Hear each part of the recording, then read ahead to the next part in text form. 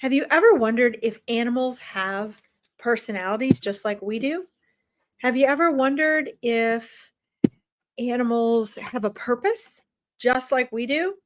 Well, we're going to talk about that today here on Furball Friday. Welcome to Furball Friday. My name is Larkin, and I am a lifelong animal communicator, intuitive psychic medium, and spiritual and metaphysical coach. So, today I want to share with you about some of the amazing qualities of non human animals that you might not already be aware of. Most people aren't. Most people run under the impression that non human animals, yes, I say non human animals because you're either a plant or an animal, my friends.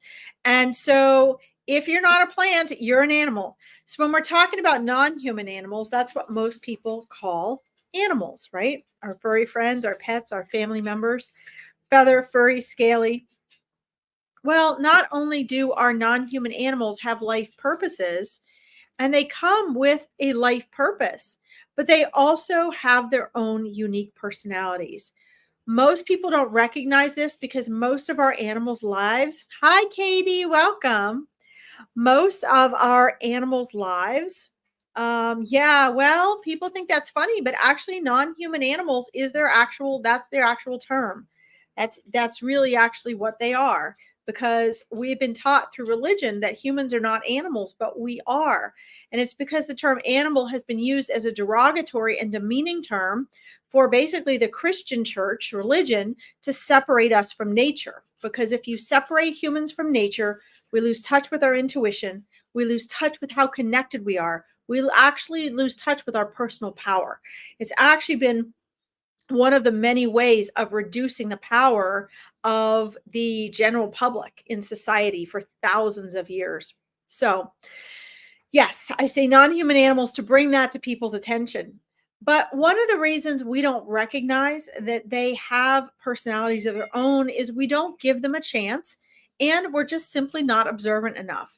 Most humans spend their time in their head instead of actually observing. Talking too much, thinking too much, all of those things reduce your ability to actually observe and observe objectively. So, while you might think that your non human animals are not communicating to you, in actuality, if you're too busy judging and assuming what they're doing or trying to communicate to them and get them to do what you want and don't want them to do, which is what most humans do with their non human animal friends, then you're going to miss that they're trying to communicate. Okay. In the act of observing, which is one of the main and first things that will help you become a non human animal communicator, in that process, you actually learn to be able to sense the subtleties of their communication. We usually miss it because our thoughts are louder than what they're trying to share.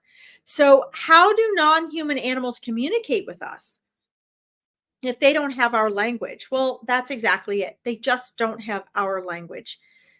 Non-human animals and humans are different because they do not have a prefrontal cortex like we do, which allows us to create architecture. It allows us to have self-reflection and create things like religion. And it allows us to do things like mathematics and formulate language, write poetry and things like that, right? So that's something non-human animals can't do. But while we're busy overusing our mind to do that, guess what they're doing? They're remaining conscious and present, the same way we try to get back to our whole lives when we get overstressed, overwhelmed, depressed, and want to change our lives.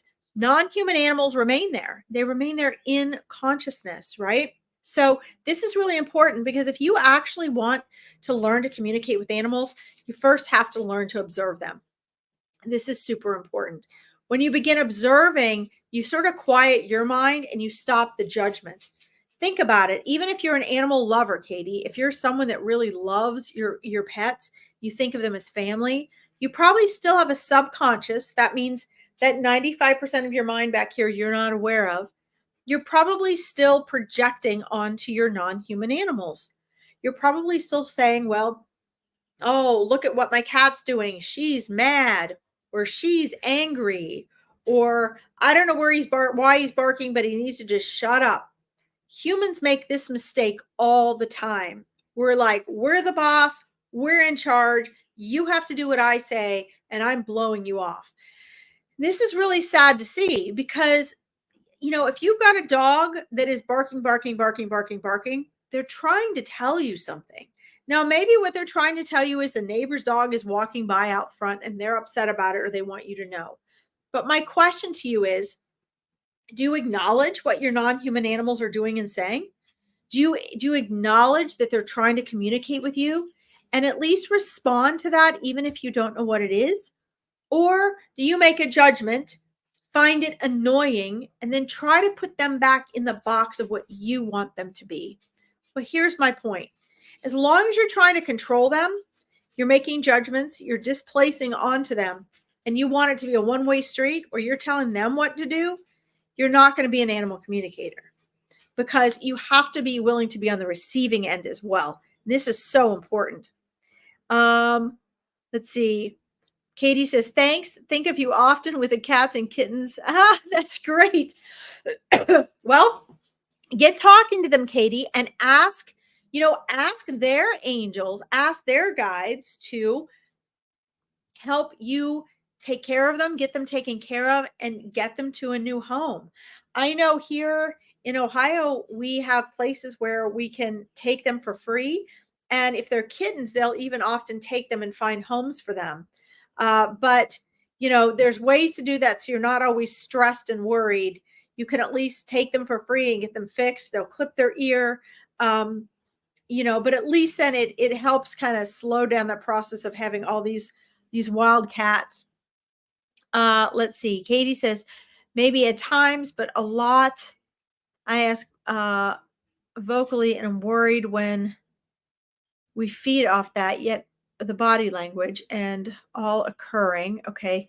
Your sentence is kind of chopped up, but I'm trying to understand. Yes, my old man, mini mint lion, needs my attention now more than ever. So it's okay if you speak to them. They can understand us far better than we understand them. Okay. So you can talk to them. They pick up and communicate and understand us a lot better than we understand them. Okay. The nonverbal is good as well. They can feel and pick up on your intentions anyway. If you do spend time with them in silence and quietly observing, you're probably going to have a lot better communication than if you're doing this. But a lot of times they also like to hear your voice. They like your loving, comforting voice. They like the voice of encouragement. I find most non-human animals love when you sing to them. So it's really wonderful. And you can tell them that just by sending and radiating that love, right? That's one of the reasons why they show up for you. So, today I really wanted to focus on giving you guys some tips.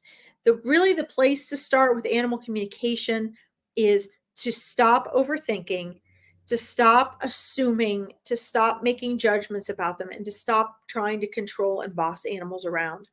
Create a safe space for them while allowing them to show you who they are, not just as a cat or a dog or a bird or whatever they are, but as a soul. Guys, that's the other big thing religion has really done us wrong with.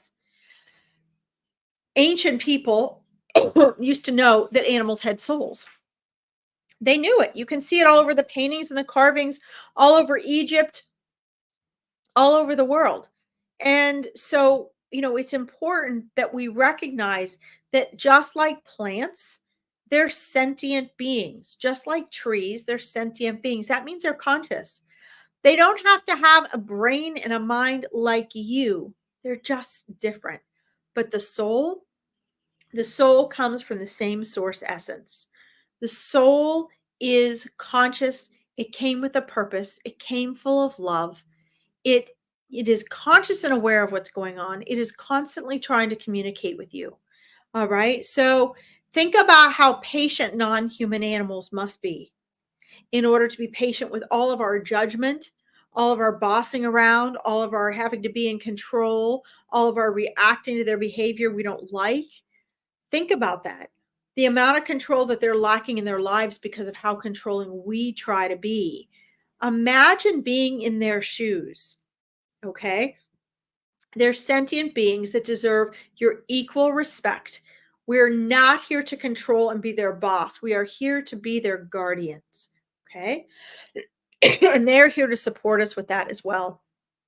All right, guys. Well, just a quick reminder and a little call to action for you. Um, if you like this, please make sure you like and subscribe to the page. I'm going to be doing a lot more on YouTube now since I cannot go live on Facebook. And I want to be able to build this conscious community of people growing and becoming more aware, whether it's your mindset work, your metaphysical, spiritual work, or your animal and nature communication. All of it helps to enhance your life. So thank you, Katie, for tuning in. Don't forget, if you guys would like to find me further, join me on my Facebook page, and you'll find that I have fun events every week. And I look forward to seeing you next week for Furball Friday right here on my YouTube page. Have a great weekend. Bye. Thanks, Katie.